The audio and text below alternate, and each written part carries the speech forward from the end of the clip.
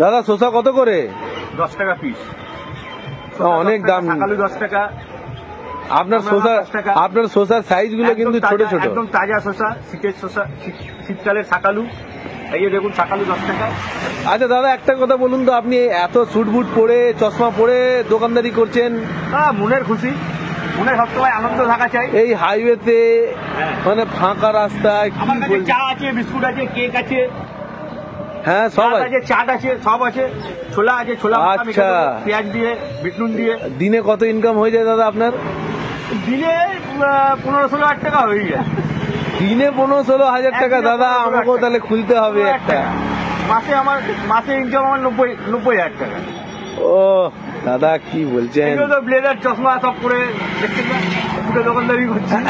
এখন সবাই তাই করে, একটু স্টাইলিশ না হয়ে তুললে ভালো লাগে না।